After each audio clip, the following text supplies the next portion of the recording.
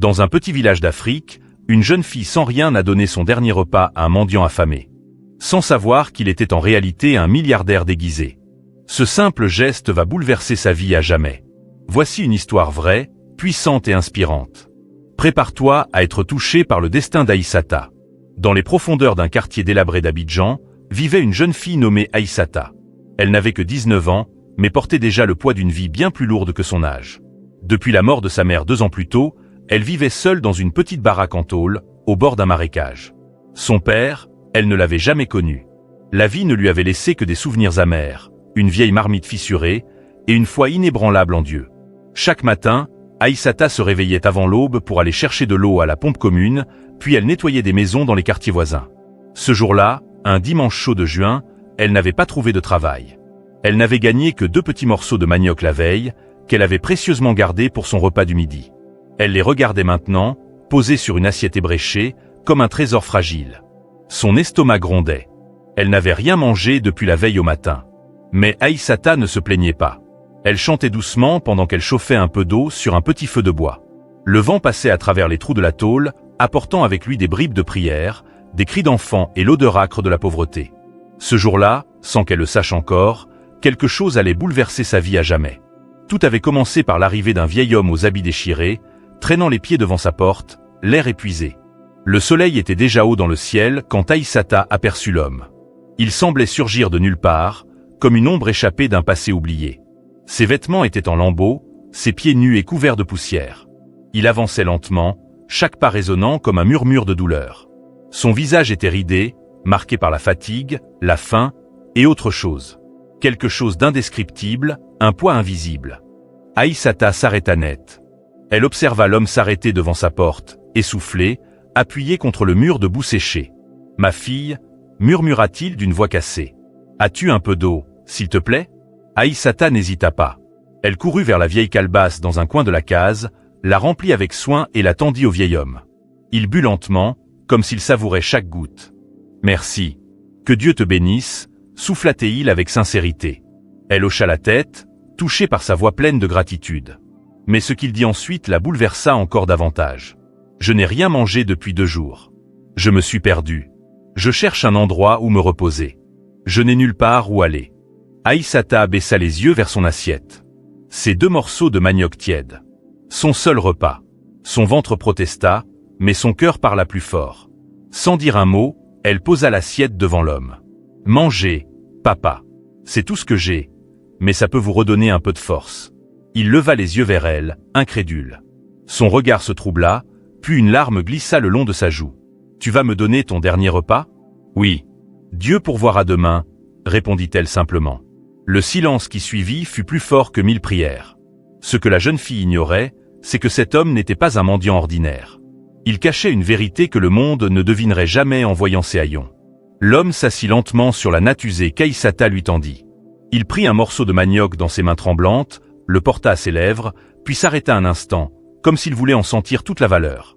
Il croqua doucement, puis mâcha lentement, les yeux fermés. Ce n'était qu'un manioc dur, sec, sans sauce, mais pour lui, c'était un festin. Le goût de la bonté, voilà ce qu'il ressentit. Un goût que l'argent ne pouvait pas acheter. Aïssata le regardait sans un mot. Elle avait le ventre vide, mais le cœur rempli. « Comment t'appelles-tu, ma fille » demanda-t-il enfin, la voix plus claire. « Aïssata, papa. Tu vis seule ici » Elle hocha la tête. « Ma mère est morte il y a 2 ans. Je me débrouille comme je peux. Je lave, je balaie.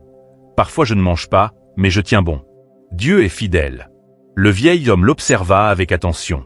Son visage fatigué laissait transparaître une émotion profonde, presque douloureuse. Il baissa les yeux vers le sol, l'air pensif. « Tu ne me demandes même pas qui je suis, ni d'où je viens. Ce n'est pas important, papa. Ce qui compte, c'est que tu avais faim, et moi j'avais de quoi partager, même un peu. » Ces mots frappèrent le cœur du vieil homme comme un coup de tonnerre silencieux. Il n'avait pas connu cette simplicité depuis des années. Depuis qu'il avait fui les faux sourires, les intérêts cachés, les flatteries empoisonnées de ceux qui ne voyaient en lui qu'un compte bancaire ambulant. Car oui, cet homme que tout le monde aurait méprisé dans ses rues sales, n'était nul autre que Moussa Diabaté, un milliardaire bien connu, mais récemment disparu des médias. Ce que personne ne savait, c'est que Moussa avait décidé, quelques semaines plus tôt, de tout quitter. les palaces, les voitures, les gardes du corps, pour faire une chose, tester la sincérité du cœur humain. Et ce jour-là, dans une case bancale, il venait de trouver la perle rare. Avant de se retrouver vêtu de taillon, errant dans les ruelles poussiéreuses d'un quartier oublié, Moussa Diabaté était l'un des hommes les plus puissants de l'Afrique de l'Ouest. Propriétaire de chaînes d'hôtels, d'entreprises agricoles, d'hôpitaux privés et d'une fondation d'envergure, il était connu pour sa fortune colossale et sa discrétion légendaire. Mais derrière les murs en verre de ses tours, Moussa avait commencé à étouffer. Les sourires intéressés, les discours faux, les courtisans hypocrites. Chaque jour, il se sentait plus seul, plus méfiant, plus vide. Il voulait savoir s'il existait encore des gens qui pouvaient donner, sans rien attendre en retour. Alors un matin, sans prévenir personne, il avait quitté ses bureaux climatisés, s'était vêtu comme un mendiant, avait désactivé ses téléphones et avait disparu. Le monde s'était affolé. Des rumeurs de kidnapping avaient circulé. Certains pensaient qu'il était mort. D'autres affirmaient qu'il avait fui pour échapper à des dettes imaginaires. Mais la vérité était bien plus simple, il cherchait une âme pure. Et il venait de la trouver. Aïssata. Assis sur la natte, les mains encore couvertes de miettes de manioc, il la regardait comme s'il voyait un trésor caché. « Tu sais, ma fille, dit-il avec lenteur, les gens croient que ceux qui n'ont rien à offrir. Mais tu viens de me prouver le contraire. » Aïssata sourit doucement, sans comprendre la profondeur de ses paroles. « Moi, je crois qu'on est riche par le cœur, pas par les poches, » dit-elle avec innocence. Ces mots résonnèrent longtemps dans le silence qui suivit. Moussa détourna le regard, les yeux humides. Il savait, à cet instant précis, que cette rencontre allait changer le cours de son destin, mais aussi celui de cette fille au grand cœur. Le soleil s'était couché lentement, enveloppant le quartier d'une lumière orangée et paisible. Aïssata avait allumé une petite bougie et tendu une vieille couverture au vieil homme. « Tu peux dormir ici, papa. Ce n'est pas grand, mais c'est sec. » Moussa hocha la tête avec gratitude. Il n'avait pas dormi dans un vrai abri depuis plusieurs jours. La chaleur de cette petite case valait pour lui plus que toutes les chambres d'hôtel qu'il avait possédées. Assise sur une natte, Aïssata raconta sa vie simplement. Son enfance heureuse auprès de sa mère, les difficultés après sa mort, ses petits boulots, les nuits sans nourriture, les jours de prière. Elle parlait avec une telle paix intérieure que Moussa en était bouleversé. « Tu n'as jamais haï la vie ?» demanda-t-il, surpris. Elle sourit. « Non. La vie est dure, mais elle est belle aussi. Il y a toujours quelque chose à aimer. Même une étoile, même un silence. » Moussa resta silencieux, les yeux fixés sur la flamme tremblotante de la bougie. Il pensait à tous ceux qui avaient défilé dans sa vie, riches, instruits, puissants. Mais combien l'avaient regardé avec autant de sincérité que cette jeune fille? Et tes rêves, Aïssata? Tu en as?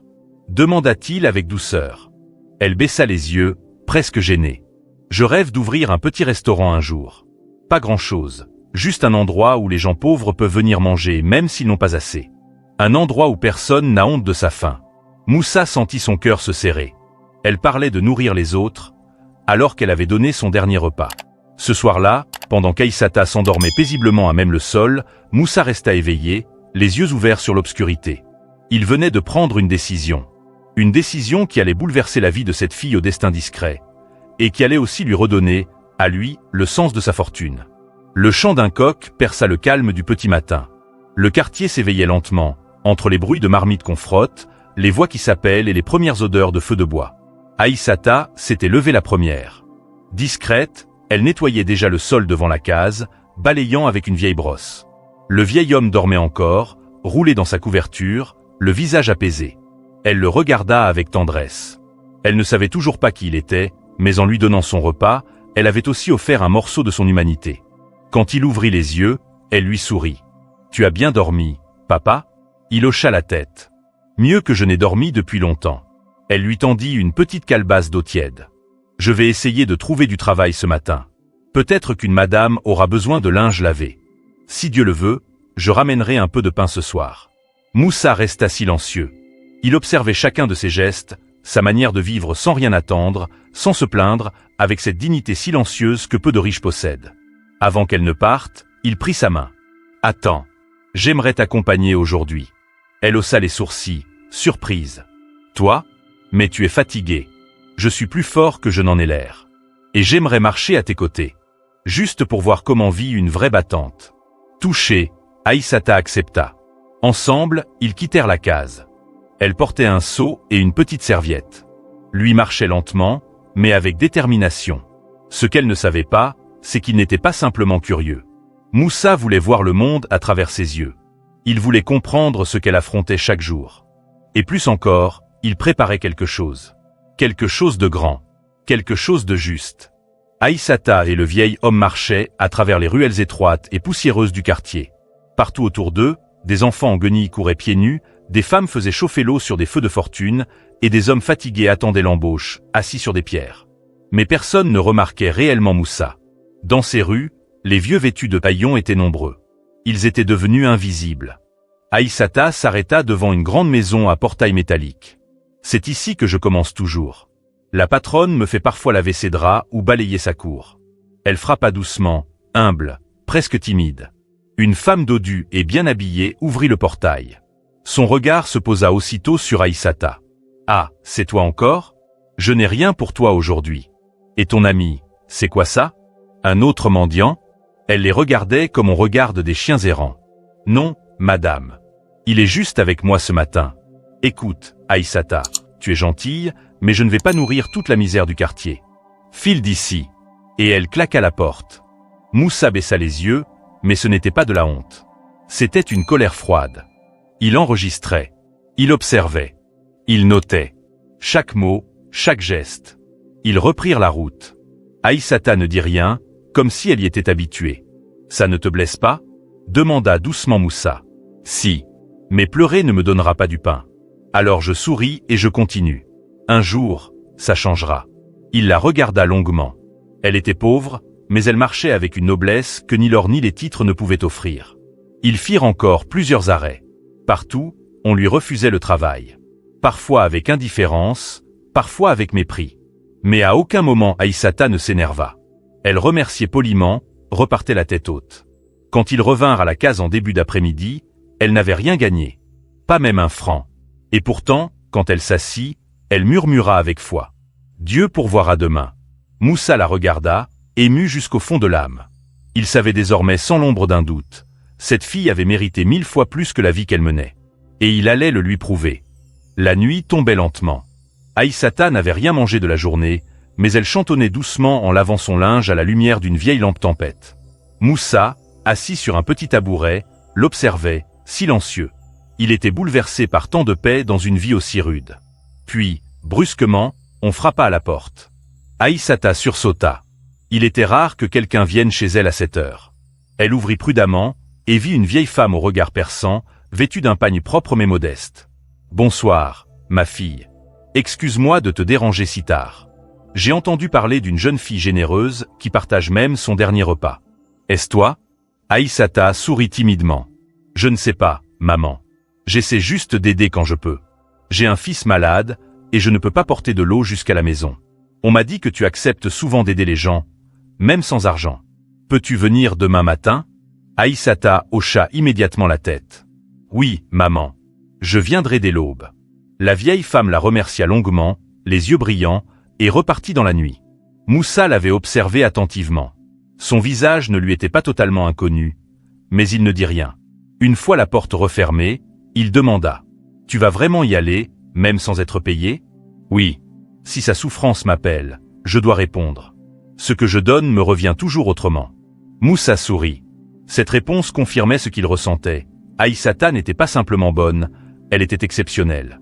Il se leva lentement, et dit « Demain, après ton aide à cette vieille femme, j'aimerais qu'on parte ensemble.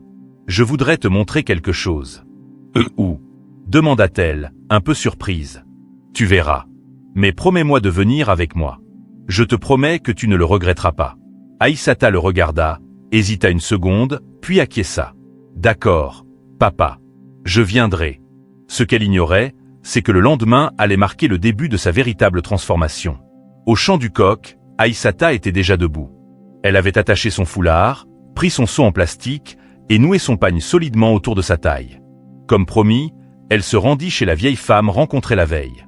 Moussa l'attendait devant sa case, toujours silencieux, toujours humble. « Tu es sûr de vouloir y aller seul ?» demanda-t-il. « Ne t'inquiète pas, papa. Je suis habitué. Repose-toi. Je reviens dans 1 heure, et ensuite, je serai tout à toi. » Elle partit d'un pas léger. Le ciel était encore pâle. Les rues étaient calmes, Mais un pressentiment étrange habitait Moussa. Il ne pouvait pas l'expliquer. Il sentait que cette matinée n'allait pas être comme les autres.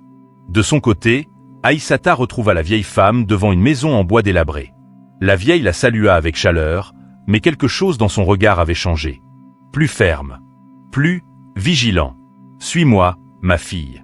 Le puits est un peu plus loin, derrière cette colline. » Aïssata suivit sans méfiance. Arrivée au puits, elle remplit les 2 seaux, un pour elle, un pour la vieille femme. Mais soudain, une voix grave s'éleva derrière les buissons. C'est bien elle? Aïssata se retourna brusquement. 2 hommes surgissaient de nulle part.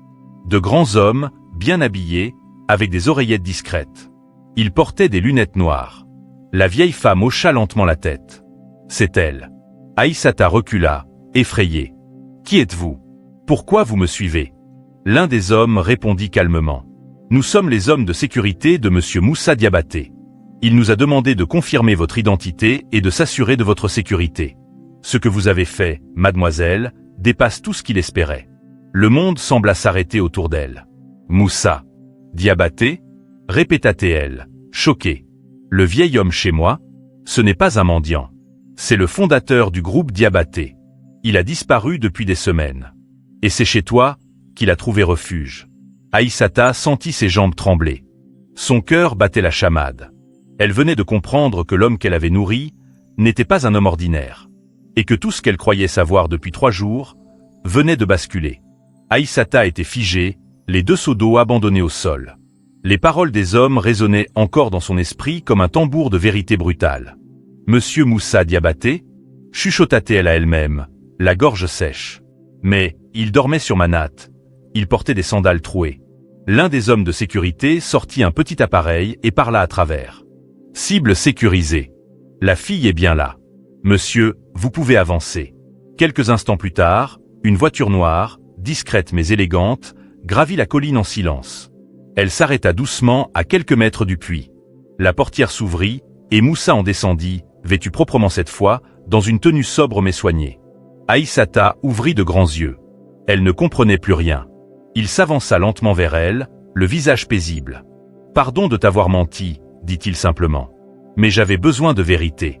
J'avais besoin de trouver une âme comme la tienne, sans filtre, sans intérêt, sans masque. » Aïssata le regardait comme on regarde un inconnu. « Mais, pourquoi moi? Pourquoi cette comédie? Parce que je voulais voir si quelqu'un dans ce monde pouvait encore tendre la main à un homme sans visage, sans argent, sans nom. Et tu l'as fait. Tu m'as offert ton dernier repas. Ton toit. Ton respect. » Il s'approcha doucement et posa sa main sur son cœur. « Tu m'as rendu ma foi en l'humanité. » Elle baissa les yeux, troublée, les larmes au bord des paupières. Tout en elle voulait fuir, mais une autre partie voulait juste comprendre. « Je ne voulais rien en retour, » murmura-t-elle. « C'est pour ça que tu mérites tout. » À ce moment-là, un deuxième véhicule arriva. Un 4x4 luxueux. Des membres de la presse, un assistant, une dame âgée en boubou, la véritable mère de Moussa, sortirent. Des caméras commencèrent à filmer. Moussa leva la main. Pas encore. Pas ici. Pas devant elle. Il se tourna vers Aïssata et lui dit avec une voix douce mais ferme. Monte dans la voiture. Viens avec moi. Le monde doit te connaître. Mais surtout, je dois te montrer ce que ton geste a réveillé en moi. Et sans attendre qu'elle réponde, il ouvrit la portière. Aïssata regarda une dernière fois ses seaux, sa vie de misère, et fit le premier pas vers un avenir qu'elle n'aurait jamais imaginé. Aïssata monta lentement dans la voiture, le cœur battant à tout rompre. Elle n'avait jamais mis les pieds dans un véhicule aussi propre, aussi silencieux, aussi luxueux. Les vitres teintées, les sièges moelleux, l'odeur du cuir, tout lui semblait irréel. Moussa s'installa à ses côtés, un léger sourire aux lèvres. « Tu vas bien ?» demanda-t-il doucement. « Je ne sais pas. Je me sens comme dans un rêve qui va s'effondrer dès que je clignerai des yeux. » Alors ne cligne pas. Ce rêve, Aïssata, tu l'as mérité. C'est la réalité qui change en fin de camp. La voiture démarra en douceur, quittant le quartier pauvre, les maisons délabrées, les regards curieux. Pour la première fois, Aïssata s'éloignait d'un monde qu'elle connaissait par cœur, vers un futur qu'elle n'avait jamais osé imaginer. Pendant le trajet, elle jetait des regards furtifs à Moussa. Il paraissait tellement différent dans ses habits propres. Mais ses yeux étaient les mêmes. Doux, pleins de gratitude. « Tu sais, dit-il, brisant le silence, j'ai bâti ma fortune dans l'immobilier, la technologie et les transports. J'ai des maisons dans plusieurs pays. Mais je me suis rendu compte, récemment, que malgré tout ça, j'étais devenu pauvre dans l'âme. Il la regarda profondément. Et toi, avec rien, tu es plus riche que tous ceux que je fréquente. Tu m'as donné ce qu'aucune fortune ne peut acheter, une leçon d'humanité.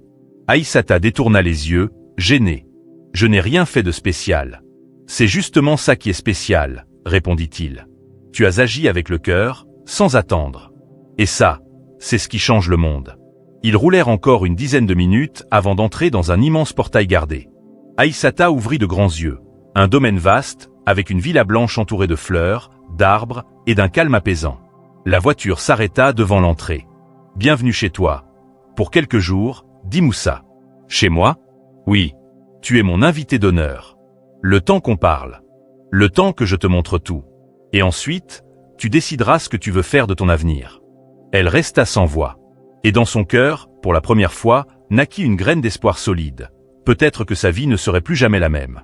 Lorsque la portière s'ouvrit, une dame âgée, élégante dans son boubou traditionnel brodé d'or, s'approcha d'Aïssata. C'était la mère de Moussa. Son visage était doux, son sourire profond. Elle tendit la main vers la jeune fille avec chaleur. « Tu dois être Aïssata. Mon fils m'a parlé de toi. » Avec une émotion que je n'avais pas entendue chez lui depuis des années. Aïssata, intimidée, s'inclina légèrement pour la saluer. « Je suis honorée, maman. » La vieille dame lui prit les mains. « Non, c'est moi qui suis honorée. Peu de gens auraient fait ce que tu as fait. Viens, ma fille, entre dans notre maison. Aujourd'hui, tu es notre invitée, mais demain, tu pourrais bien être bien plus. » Sous les regards bienveillants des gardes et du personnel aligné, Aïssata fut conduite à l'intérieur de la villa. Elle n'avait jamais vu autant de beauté, de marbre brillant, de tapis moelleux, de rideaux soyeux. Le contraste avec sa case en terre battue était saisissant. Elle fut emmenée dans une chambre spacieuse avec un grand lit, des draps blancs comme la neige, une salle de bain immense et des vêtements propres posés sur le lit. « Tu peux te reposer ici, prendre une douche, manger si tu as faim. Prends ton temps, » lui dit une employée avec un sourire. Aïssata restait figée. « Tout ça, pour moi ? Tu es ici chez toi, Aïssata, » répondit doucement la vieille dame en posant la main sur son épaule. Après une longue douche chaude, la première de sa vie, et un repas copieux, Aïssata fut conviée à rejoindre Moussa dans une grande véranda qui donnait sur un jardin paisible. Il l'attendait là, assis à une table, avec 2 verres de jus frais. Il sourit quand il la vit. « Tu es rayonnante. Je ne t'avais jamais vue avec une robe. Elle te va à merveille. » Aïssata rougit. « Merci, mais je me sens étrangère ici. » Moussa hocha la tête. « C'est normal. Le confort peut être déroutant quand on vient de loin. Mais ce n'est pas pour t'impressionner que je t'ai amené ici. C'est pour te préparer à quelque chose de plus grand. » Plus grand ? Il la regarda droit dans les yeux. « Demain, Aïssata, je t'emmène dans mon monde. Tu vas rencontrer mes partenaires, voir mon empire. Et à la fin de cette visite, je te poserai une question qui pourrait changer ta vie. » Aïssata sentit un frisson courir dans son dos. Elle ne savait pas encore ce que cette question serait, mais au fond d'elle, elle comprenait que ce voyage ne faisait que commencer. Le lendemain matin, Aïssata se leva tôt, réveillée par le chant des oiseaux et la lumière douce filtrant à travers les rideaux. Elle mit la robe simple mais élégante qu'on avait déposée pour elle, puis descendit. Moussa l'attendait devant une voiture de luxe, habillée dans un costume parfaitement taillé. « Prête ? » demanda-t-il avec un clin d'œil. « Je ne sais pas si je serai jamais prête pour tout ça, mais allons-y, » répondit-elle avec un petit sourire timide. Le trajet fut silencieux. Aïssata regardait la ville défiler sous ses yeux. Des quartiers huppés, des tours immenses, des voitures brillantes. Un autre monde. Ils arrivèrent devant un gratte-ciel de verre où le nom « Groupe Diabaté Holding » brillait en lettres dorées. Moussa la guida à l'intérieur, salué par tous avec respect. « Bonjour, monsieur le président. Bienvenue, monsieur Diabaté. » Tous s'écartaient à son passage. Mais Moussa ne regardait personne d'autre qu'Aïssata, qui semblait perdu dans ce monde de costumes, de formules et de bureaux immaculés. « Viens, dit-il. Je vais te montrer pourquoi j'ai disparu du monde des affaires il y a 2 mois. Pourquoi j'ai tout quitté pour vivre sans nom, sans confort, dans la rue. » Ils entrèrent dans une grande salle de réunion, où des cadres les attendaient. Aïssata fut accueillie avec des sourires polis, mais aussi des regards étonnés. « Mesdames et messieurs, » dit Moussa en se plaçant debout, « je vous présente Aïssata. Elle n'a pas de diplôme prestigieux, elle ne vient pas d'un grand nom, mais elle possède ce que vous avez tous oublié dans cette salle, l'âme. L'humanité. Le courage de donner sans rien attendre. Un silence lourd s'installa. C'est elle qui m'a sauvé. Pas par la médecine, pas par l'argent, mais par un geste simple, partager son dernier repas. Pendant que beaucoup d'entre vous me trahissaient, manipulaient ou cherchaient à prendre ma place, cette fille m'a offert l'abri, la dignité, la vie. Astérisque. Les cadres baissèrent les yeux. Moussa posa alors la main sur l'épaule d'Aïssata. Et c'est pourquoi je suis ici aujourd'hui. Non pas pour reprendre mon empire, mais pour le reconstruire, avec elle. Tous levèrent les yeux, surpris. Elle assistera désormais à toutes les réunions, participera à toutes les décisions, et je vais personnellement la former. À la fin, elle décidera si elle veut prendre une place parmi nous, ou repartir dans le silence. Mais je ne lui impose rien. Aïssata ouvrit la bouche, sans mots. Jamais, dans ses rêves les plus fous, elle n'avait imaginé qu'un simple repas offert à un inconnu allait l'amener ici, au cœur du pouvoir. Après la réunion, Aïssata fut guidée par Moussa dans les couloirs de l'immense bâtiment. Chaque employé la saluait avec respect, mais derrière leur sourire, elle pouvait sentir les murmures, les regards en coin, parfois lourds de jugement. « Tu vois » dit doucement Moussa. « Ils te jugent sans te connaître, parce que tu ne viens pas de leur monde. Mais n'y fais pas attention. Tu n'as rien à leur prouver. Ce monde t'a déjà jugé pauvre, et pourtant, tu les as tous dépassés, par ton cœur. » Elle hocha la tête, mais au fond, elle se sentait petite. Perdue. Étrangère. Elle n'avait pas les mots savants, ni les diplômes qu'ils accrochaient au mur. Tout ce qu'elle avait, c'était ce qu'elle était. Plus tard dans la journée, Moussa la présenta à plusieurs de ses collaborateurs de confiance. Certains furent polis. D'autres, froids. Un homme, en particulier, un certain monsieur Karim, responsable financier du groupe, la fixa longuement avant de parler. « Vous avez un cœur généreux, mademoiselle. Mais savez-vous ce que c'est que gérer un empire comme celui-ci » Aïssata répondit simplement. « Non. Mais je sais ce que c'est que de gérer un foyer vide, de faire sourire un enfant affamé, et de survivre sans perdre mon humanité. Est-ce que cela compte ?» Le silence s'installa. Même Moussa fut surpris. Karim détourna le regard. « Je l'espère, » dit-il avec un ton neutre. Plus tard, alors qu'ils étaient seuls dans le jardin de la villa, Moussa se tourna vers elle. « Tu viens de donner une leçon à l'un de mes plus anciens associés. Tu ne t'en rends même pas compte. » Aïssata baissa les yeux. « Je ne sais pas si je suis à ma place ici, Moussa. Tout est trop grand, trop beau, trop loin de ma réalité. Et si ta réalité était justement ce dont ce monde a besoin? Tu crois que l'argent fait tout, mais il ne fait pas les bonnes décisions, ni le respect, ni la loyauté. Tu as ces choses-là. Et moi, j'ai décidé de ne plus construire sans elles. » Il marqua une pause, puis ajouta. « Demain, je t'emmène à la fondation. Tu verras un autre aspect de mon monde. Peut-être que c'est là que ton cœur se sentira chez lui. » Aïssata leva les yeux vers lui. Elle n'en était pas encore certaine, mais une chose grandissait doucement en elle, la confiance. Le lendemain matin, Moussa vint chercher Aïssata plus tôt que d'habitude. « Aujourd'hui, on va dans un endroit où les titres ne comptent pas. Où seuls les cœurs parlent. »« Où ça ?» demanda-t-elle en ajustant son foulard. « À ma fondation. L'endroit où j'ai investi non pas pour faire de l'argent, mais pour rendre un peu de ce que la vie m'a offert. » Ils prirent la route à travers des quartiers pauvres et des périphéries négligées par les autorités. Après une quarantaine de minutes, ils arrivèrent devant un grand portail modeste, avec une plaque en fer, « Fondation Espoir et Dignité, Moussa Diabaté ». À l'intérieur, Aïssata découvrit un autre univers. Des enfants orphelins qui couraient dans une cour en riant, des mères veuves apprenant à coudre, des jeunes recevant des cours de mathématiques sous un manguier. Un directeur les accueillit, ému de revoir Moussa. « Monsieur Moussa, vous êtes revenu. Je t'avais dit que je reviendrais. Et cette fois, je t'amène une femme exceptionnelle. Voici Aïssata. » Aïssata fut reçue avec des sourires sincères, des regards pleins de respect. Une éducatrice l'entraîna à visiter les différentes sections. Un petit dispensaire, un atelier de poterie, une cuisine communautaire. Elle vit des visages marqués, des mains calleuses, mais surtout, elle retrouva la simplicité. L'humanité. Une petite fille s'approcha timidement d'elle. « Tu es belle, grande sœur.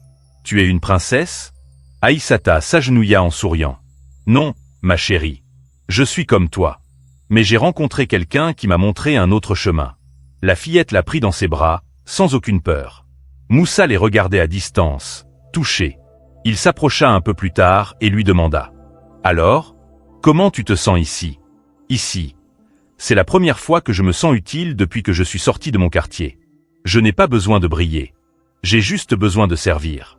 Alors peut-être que c'est là que tu dois commencer. » Je t'offre une mission ici, Aïssata. En ton nom. Pas pour moi. Pas pour les caméras. Pour eux. Une mission? Oui. Crée ton propre programme.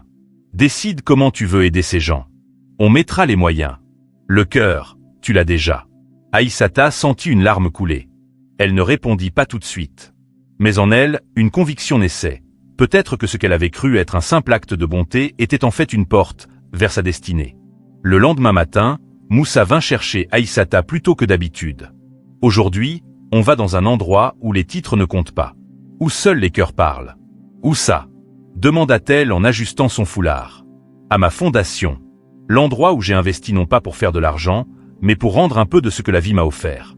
Ils prirent la route à travers des quartiers pauvres et des périphéries négligées par les autorités. Après une quarantaine de minutes, ils arrivèrent devant un grand portail modeste, avec une plaque en fer, Fondation Espoir et Dignité, Moussa Diabaté. À l'intérieur, Aïssata découvrit un autre univers. Des enfants orphelins qui couraient dans une cour en riant, des mères veuves apprenant à coudre, des jeunes recevant des cours de mathématiques sous un manguier. Un directeur les accueillit, ému de revoir Moussa. « Monsieur Moussa, vous êtes revenu. Je t'avais dit que je reviendrais. Et cette fois, je t'amène une femme exceptionnelle.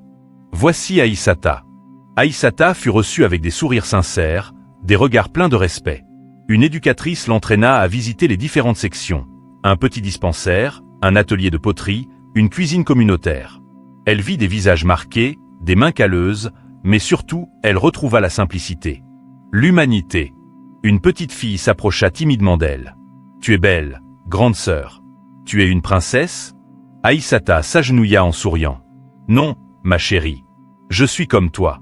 Mais j'ai rencontré quelqu'un qui m'a montré un autre chemin. » La fillette la prit dans ses bras, sans aucune peur. Moussa les regardait à distance, touché.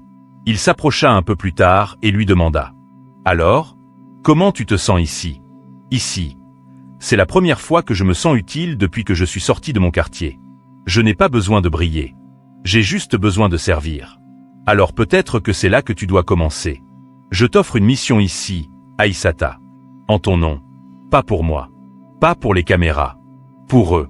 Une mission ? Oui. Crée ton propre programme. Décide comment tu veux aider ces gens. On mettra les moyens. Le cœur, tu l'as déjà. Aïssata sentit une larme couler.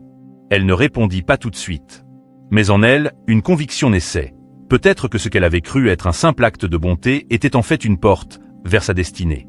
Les jours suivants, Aïssata passa tout son temps à la fondation. Elle parlait aux femmes, jouait avec les enfants, écoutait les histoires des anciens. Chaque mot, chaque regard, chaque blessure racontée réveillait en elle un feu nouveau. Un soir, assise sous un arbre à palabres, elle confia à Moussa. « Je croyais être pauvre. Mais ici, j'ai compris qu'il y a pire que de manquer d'argent. Il y a ceux qui manquent d'espoir. Et ceux-là, ils sont les plus abandonnés. » Moussa acquiesça en silence. « Tu veux faire quelque chose pour eux ?» demanda-t-il. « Oui, mais pas seulement distribuer de l'aide. Je veux leur rendre leur dignité, leur apprendre à se relever par eux-mêmes. » Elle sortit un cahier qu'elle avait commencé à remplir depuis 2 jours. À l'intérieur, des idées griffonnées, des schémas simples, des listes de besoins. Je veux créer un centre de formation pour les femmes sans ressources. Qu'elles apprennent la couture, la coiffure, la cuisine, même la lecture. Je veux qu'elles deviennent capables d'ouvrir leurs propres activités, même petites. Et tu veux l'appeler comment, ce projet ? Elle le regarda droit dans les yeux. Le repas d'espoir. En souvenir du plat que je t'ai offert. Et de tout ce qu'il a changé sans que je le sache. Moussa sourit, profondément ému. Il prit le cahier entre ses mains comme un trésor. Tu viens de créer bien plus qu'un projet. Tu viens de tracer un chemin. Et je te promets, Aïssata, que ce centre verra le jour. Pas pour moi. Pour toi. Pour elle. Et pour l'histoire. Le lendemain, le chantier fut lancé. Moussa débloqua les fonds nécessaires. Des ingénieurs vinrent prendre les mesures. Et très vite, les habitants du quartier commencèrent à venir. Non pour demander de l'aide, mais pour proposer leurs bras. Car la nouvelle s'était répandue. Une fille du peuple, une pauvre, allait bâtir un centre pour les siens, avec le soutien d'un milliardaire qu'elle avait nourri. Et là, dans la poussière du chantier, dans les rires des femmes qui chantaient en transportant des briques, naquit quelque chose de plus fort que l'argent, un mouvement. Le projet du centre, le repas d'espoir, prenait forme à vue d'œil. Mais Aïssata savait, dans son cœur, qu'aucune œuvre durable ne pouvait prospérer sans l'approbation des anciens. Chez elle, dans son village, les bénédictions des sages étaient aussi importantes que les fondations en béton. Elle en parla à Moussa un matin. « Avant d'aller plus loin, je dois retourner dans mon village. Je dois parler au chef. Demander sa bénédiction. Ce projet ne doit pas seulement être le mien, il doit être celui de tout un peuple. » Moussa respecta sa décision. « Alors allons-y. Je veux voir l'endroit où tu es né. Là où tout a commencé. » Ils prirent la route ensemble. Quand ils arrivèrent, les enfants coururent en criant. Aïssata est revenue. Elle est revenue avec une voiture. Les villageois sortirent de leur case, étonnés de la voir dans une voiture aux vitres teintées, vêtue d'un simple pagne traditionnel, mais le port digne. Elle salua tout le monde avec humilité, embrassa les vieilles femmes, serra les mains des hommes, et alla s'agenouiller devant le vieux chef Bako, un homme sage à la barbe blanche et au regard profond. « Mon père, je viens humblement te demander la bénédiction. J'ai un projet pour notre peuple. Pour les femmes comme moi. Pour les enfants qui dorment sans rien. Mais ce projet ne sera rien. Sans ton accord. » Le chef resta silencieux. Puis il leva les yeux vers Moussa. « Et toi, étranger, qui es-tu pour elle ?» Moussa s'inclina respectueusement. « Je suis celui qu'elle a nourri quand tout le monde me fuyait. Je suis celui qui a vu la grandeur d'une pauvre fille. Et aujourd'hui, je suis ici pour l'aider à accomplir ce que ni moi, ni mes millions, ne pouvons faire seuls. » Le vieux hocha la tête lentement. L'argent est comme le vent. Il vient, il passe, il repart. Mais le cœur, lui, reste. Aïssata a toujours eu un cœur pur. Elle n'a jamais volé, jamais menti, même quand elle avait faim. Nous l'avons tous vu grandir. Ce projet est le sien. Qu'il devienne le nôtre. Il se leva, posa ses mains sur la tête d'Aïssata et murmura une prière en langue bambara. Que les ancêtres la protègent.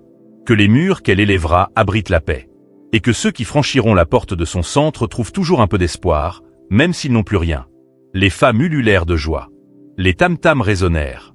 On improvisa une petite fête autour d'elle. Et c'est ainsi que, ce jour-là, Aïssata ne fut plus simplement une fille pauvre qui avait aidé un inconnu. Elle devint une messagère. Une bâtisseuse.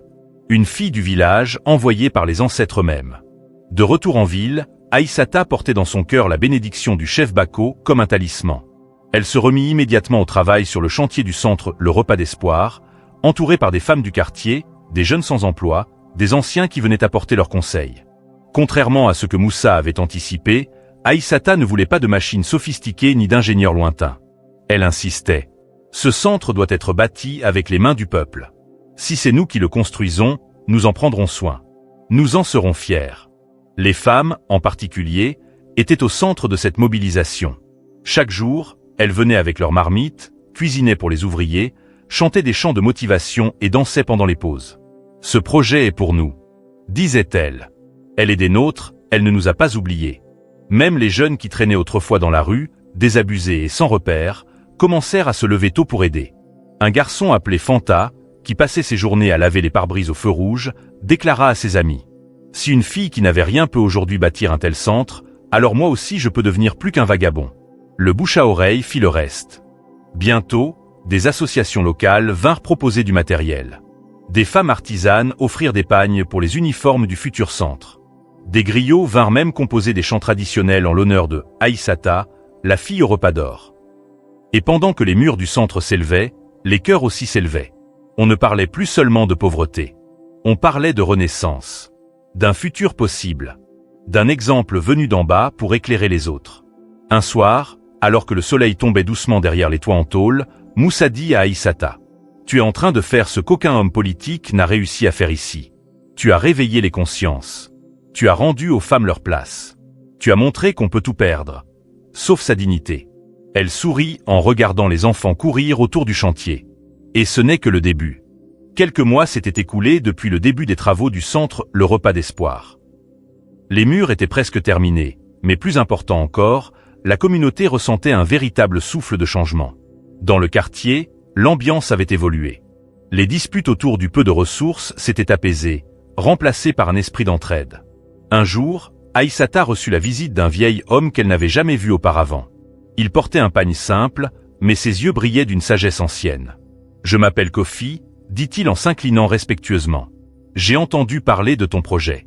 Les ancêtres m'ont guidé jusqu'ici. » Aïssata fut touchée par sa présence. « Que puis-je pour vous, grand-père » Kofi sortit de son sac un vieux bâton sculpté, symbole de pouvoir spirituel. Je viens t'offrir la protection des esprits du village. Mais à une condition. Tu dois toujours rester fidèle à tes racines, à ton peuple, et ne jamais oublier d'où tu viens. Il posa le bâton sur la table et pria doucement. Ce bâton est le gardien de ton âme, Aïssata. Quand les épreuves viendront, pense à lui, et il te guidera. À partir de ce jour, Aïssata sentit une force nouvelle en elle. Elle comprit que son combat dépassait l'humain, il était aussi spirituel. Moussa, observant tout cela, sourit en secret. « Tu es bien plus qu'une simple fille qui a donné un repas », lui dit-il un soir. « Tu es devenue une lumière pour beaucoup. » Alors que le centre Le Repas d'Espoir s'approchait de son inauguration, la notoriété d'Aïssata dépassait désormais les frontières du quartier. Son nom circulait dans les radios locales, dans les marchés, dans les palabres des villages. Et comme toujours dans ce genre d'ascension, la jalousie commença à naître. Un groupe de femmes, autrefois proches d'Aïssata mais restées dans l'ombre, murmurait dans les ruelles. Elle se prend pour qui maintenant? Ce centre, c'est grâce à l'argent du riche, pas à elle. Elle nous a oubliés depuis qu'elle a mis un pied dans la voiture du grand monsieur. Une d'elles, Mariama, l'une des plus influentes du quartier, décida d'aller voir Moussa en privé. « Monsieur, pardonnez-moi de vous déranger, mais je pense qu'Aïssata commence à oublier les vraies femmes du quartier. Elle veut tout contrôler. Peut-être faudrait-il penser à nommer quelqu'un de plus expérimenté pour diriger le centre. » Moussa la regarda calmement, sans la couper. Puis, quand elle termina, il répondit avec un ton ferme mais respectueux. « Madame Mariama, ce centre existe parce qu'une fille s'envoie à donner ce qu'elle avait de plus précieux à un inconnu. Il ne s'agit pas d'expérience. Il s'agit de cœur. Et Aïssata est celle qui en a le plus dans ce quartier. » Mariama, piquée dans son orgueil, repartit furieuse. Le soir même, on sabota une partie du chantier. Des outils avaient disparu, des sacs de ciment avaient été percés, et un graffiti insultant fut écrit sur le mur inachevé. Aïssata, la voleuse d'hommes et de gloire. Quand elle vit cela, Aïssata fut profondément blessée. Mais au lieu de se mettre en colère, elle réunit les ouvriers et les bénévoles. « Je ne me battrai pas contre mes sœurs. Je suis née pauvre et critiquée, et cela ne m'a jamais empêché de continuer. Nous allons réparer, reconstruire, et prier pour que ceux qui nous combattent finissent par comprendre que ce centre est pour eux aussi. » Les femmes présentes furent émues aux larmes. Plusieurs qui avaient douté d'elles vinrent s'excuser. Et ainsi, l'amour triompha sur la jalousie, comme le soleil finit toujours par percer les nuages les plus épais. Le grand jour était enfin arrivé. Après des mois d'efforts, de sacrifices, de larmes et de prières, le centre Le Repas d'Espoir ouvrait officiellement ses portes. Tout le quartier était en fête. Des femmes en boubou colorés, des enfants aux pieds nus mais au visage rayonnant, des griots chantant la bravoure d'Aïssata, et des jeunes dansant au rythme des tam-tams. On avait même décoré l'entrée du centre avec des pagnes traditionnelles et des calebasses remplies de fleurs séchées. Le chef Bako avait fait le déplacement depuis son village, accompagné des anciens. À son arrivée, le silence se fit. Il leva son bâton, le même qu'il avait béni pour Aïssata, et déclara devant tous. « Voici une maison née de la bonté d'un seul repas. Que tous ceux qui ont faim d'espoir, de dignité et de savoir y trouvent leur place. Que ce lieu dure au-delà de nos jours. » Puis ce fut Moussa qui prit la parole, vêtu simplement, sans costume ni lunettes de luxe. Il y a des milliards qui construisent des palais, mais il a suffi d'un seul repas, donné avec le cœur, pour bâtir ce centre. Ce lieu n'est pas à moi, il est à Aïssata. Et à vous tous. Enfin, Aïssata s'avança, les yeux humides mais la voix posée. Je n'ai pas appris dans les livres. Je n'ai pas étudié à l'université. Mais la rue, la pauvreté, la douleur m'ont enseigné une chose. Quand tu donnes, même le peu, Dieu te rend le double. Ce centre, c'est notre victoire à tous. Puis elle coupa le ruban avec une paire de ciseaux rouillés qu'on avait volontairement conservés, symbole d'humilité et de mémoire. À l'intérieur, des salles de formation avaient été aménagées. Une pour la couture, une pour la coiffure, une pour l'alphabétisation des femmes, et même une petite crèche pour les mères en apprentissage. Ce jour-là, des dizaines de femmes s'inscrivirent. Certaines n'avaient jamais tenu un crayon de leur vie, d'autres n'avaient jamais eu l'espoir de sortir de leur misère. Et pendant que la fête battait son plein, dans un coin du centre, une vieille mendiante assise à l'ombre murmura. Elle ne sait pas encore. Mais c'est elle qui va nourrir des milliers de vies avec ce centre. Elle a semé dans la poussière, et la pluie est venue. Quelques semaines après l'inauguration du centre, alors que tout semblait aller pour le mieux, Aïssata trouva une lettre glissée discrètement sous la porte de son bureau. C'était une enveloppe brune, sans nom, sans adresse. À l'intérieur, une simple feuille pliée, avec une écriture tremblante. « Tu ne me reconnais sûrement pas, Mais je suis celle qui t'a volé ton dernier sachet de riz un jour de pluie. Tu pleurais ce jour-là, mais tu m'as laissé partir sans dire un mot. Aujourd'hui, c'est toi qui nous donnes tous à manger. Pardonne-moi. Je suis l'une des femmes qui vient t'apprendre ici. Merci, Aïssata. Aïssata resta longtemps immobile, fixant la lettre, le cœur serré. Elle ne savait pas qu'il avait écrite, mais elle comprit une chose essentielle. Le bien, même oublié, laisse toujours une trace dans le cœur de ceux qui en bénéficient. Elle ne montra la lettre à personne. Elle la plia doucement et la glissa dans une petite boîte en bois où elle gardait ses objets les plus précieux. Une cuillère en bois cassé qu'elle utilisait autrefois, un tissu déchiré de sa première robe, et maintenant, cette lettre. Ce jour-là, elle convoqua toutes les femmes du centre et leur dit « Que vous soyez venus ici avec honte, colère, regret ou silence, sachez une chose. Ce lieu est un recommencement. Ce que vous étiez avant n'a plus d'importance. C'est ce que vous allez devenir maintenant qui compte. » Les femmes l'applaudirent, certaines pleurèrent. Une femme au fond de la salle se mit même à genoux en disant « Tu ne nous as pas seulement donné un repas, Aïssata. Tu nous as redonné notre nom. » Et ainsi, sans grande cérémonie, la révolution silencieuse des femmes battues par la vie, mais relevée par l'espoir continua de grandir, une main après l'autre, une page après l'autre. Alors que le centre fonctionnait à plein régime et que la vie d'Aïssata semblait enfin stable, un événement inattendu bouleversa son quotidien. Un vieil homme arriva au centre, appuyé sur une canne, le regard fuyant. Il demanda timidement à parler à Aïssata, qui était en pleine formation avec un groupe de jeunes femmes. Lorsqu'on l'appela, elle sortit, curieuse. Quand elle posa les yeux sur lui, son cœur se figea. C'était son père. Celui qui l'avait abandonné quand elle était enfant. Celui qui avait quitté le village, disant qu'il reviendrait avec de quoi les sortir de la misère, mais qui n'était jamais revenu. Il avait vieilli, amaigri, et portait la honte dans les yeux. « Aïssata » murmura-t-il, la voix tremblante. « Je ne suis pas venu demander quoi que ce soit. Je suis juste venu dire que je t'ai vu à la radio. Je t'ai entendu parler. Et j'ai pleuré. » Elle resta silencieuse, son regard durci. Des souvenirs douloureux remontaient. Les nuits sans pain, les larmes de sa mère, les moqueries des enfants du village. « Tu nous as laissé mourir à petit feu », finit-elle par dire, les larmes coulant malgré elle. Le vieil homme s'agenouilla devant elle, au milieu de la cour. Les femmes du centre, surprises, commencèrent à sortir une à une, formant un cercle autour d'eux. « Je n'ai pas d'excuses, dit-il. Mais tu es ma fille. Et ce que tu es devenue me fait honte, de t'avoir abandonné. » Le silence fut profond. Puis, contre toute attente, Aïssata le releva doucement, et dit « Je ne peux pas effacer ce que tu as fait. Mais ici, on apprend aussi à guérir. Alors, si tu veux guérir avec nous, tu es le bienvenu. » Des murmures d'émotion parcoururent la foule. Et pour la première fois depuis des décennies, un père et sa fille se retrouvèrent dans une étreinte douloureuse mais sincère. Le pardon d'Aïssata ne fut pas une faiblesse. Il fut un acte de force, digne des plus grandes femmes africaines, celles qui savent que construire l'avenir passe aussi par libérer le passé. Quelques jours après la réconciliation avec son père, un événement marqua un tournant symbolique. Le chef traditionnel du village d'origine d'Aïssata, le vieux Nabassanou, fit le déplacement jusqu'au centre. Il était accompagné de 3 anciens et d'un jeune garçon portant un tambour sacré. Tout le quartier se rassembla, intrigué.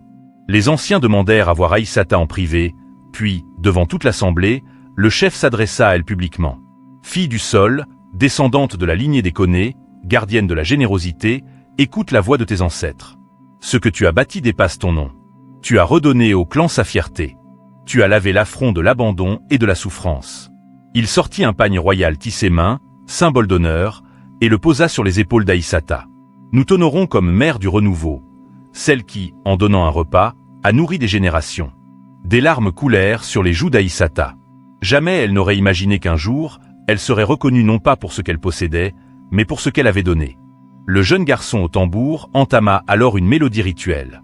Les femmes du centre dansèrent en cercle autour d'Aïssata, vêtues de leurs habits de fête. On chanta son nom, on invoqua les bénédictions des esprits, et on raconta son histoire à haute voix, afin que les enfants la retiennent, même dans 100 ans.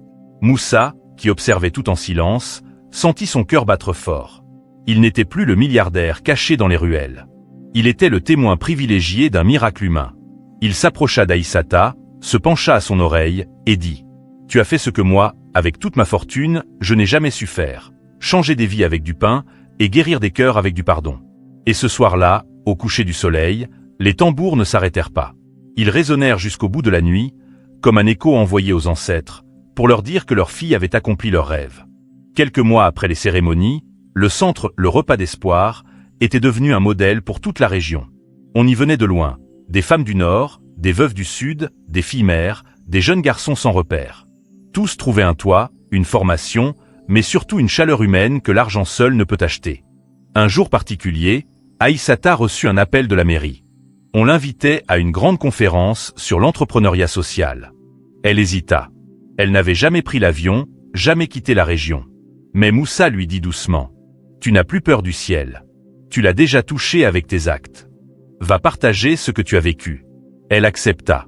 Lorsqu'elle prit la parole, dans une salle remplie de gens en costume, elle portait le même pagne qu'elle avait reçu du chef Nabassanou. Elle raconta son histoire. Pas avec des grands mots. Juste avec son cœur. Elle termina par cette phrase: « Je n'ai jamais été riche. Mais ce jour-là, quand j'ai donné mon dernier repas à un mendiant, j'étais plus humaine que jamais. Je croyais donner de la nourriture, mais en réalité, je semais ma propre destinée. » Silence dans la salle. Puis une ovation debout. À son retour, une grande surprise l'attendait. Moussa avait officiellement donné au centre une dotation pour qu'il devienne une fondation autonome, sans jamais lui imposer son nom. « Ce n'est pas mon histoire, Aïssata, dit-il. C'est la tienne et celle de ton peuple. » La nuit tombée, Aïssata s'assit seule dans la cour, un bol de mil dans les mains. Elle regarda les étoiles. Autour d'elle, des enfants riaient, des femmes récitaient l'alphabet, et un vieil homme balayait le sol en chantant doucement. Elle pensa à sa mère, à sa solitude, à sa faim, et à ce jour-là. Celui où elle avait offert un bol de riz à un inconnu affamé. Ce jour-là, elle croyait avoir tout perdu. Mais en vérité, elle venait de tout commencer.